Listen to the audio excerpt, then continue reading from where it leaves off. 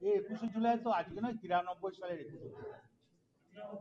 আর ওই দিনেই আমরা স্পটে, আমি, চাঁদু, সুজন ব্যানার্জি, বোধহয় আমাদের বিকাশ, মলয় মুখার্জি, তখন আমরা সবাই ওখানে ছিলাম, সুদীপ্ত ছিল।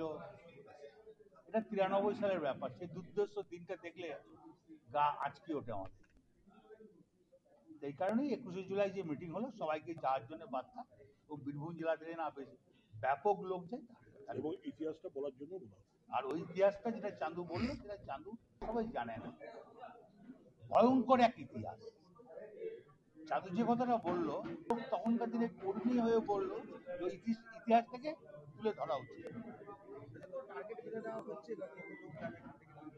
বীরভূম জেলায় তো হায়েস্ট লোক যায় আমার মনে হয়। সবাই যারা আছে এখানকার, যারা ব্লক প্রেসিডেন্ট, সেই সময়কার ব্লক প্রেসিডেন্ট কংগ্রেস, তারাই তো ঘটনাটা জানে, তারাই তো আছে এই যে এখানে। সেই ব্লক প্রেসিডেন্ট একটাও পাল্টানো হয়নি। তাপস সিনহা তখনকার আমলে, সাবের তখনকার আমলে, নুরুল তখনকার আমলে, সুব্রত তখনকার আমলে, একটা ব্লক প্রেসিডেন্ট পাল্টানো হয়নি। 21শে জুলাইয়ের ইতিহাস কর্মী এইটা সবাই জানে না। এই 21শে জুলাইয়ের ব্যাপারটা সবাই জানে না, এখনকার প্রজন্ম জানে না। এটা 30 বছর আগেকার ঘটনা, এটা আজকের ঘটনা। এই জন্যই মন্ত্রী বললো যে এর বিকল্পটা বলা উচিত।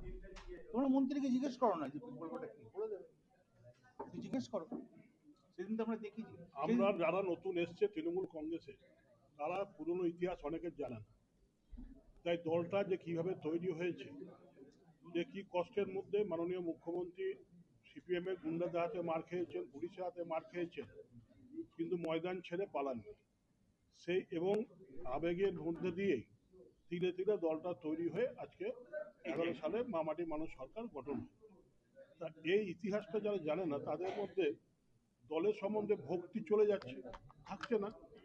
এবার যারা জানছে, তারা এখন দলটাকে ধরে রেখেছে। তাই আমরা চেয়েছি যে প্রতিটি অঞ্চলে, প্রতিটি ব্লকে এই 21শে জুলাই প্রচারে যারা যাবে, ব্লক সভাপতি, অঞ্চল সভাপতি যাবে, তাদের আমাদের বলা হয়েছে এই ইতিহাসটা যেন বলে সাধারণ মানুষের কাছে তুলে ধরে। তাহলে এখনকার প্রজন্মরা জানে, যেমন কংগ্রেস কি করেছে না করেছে প্রজন্ম জানে না।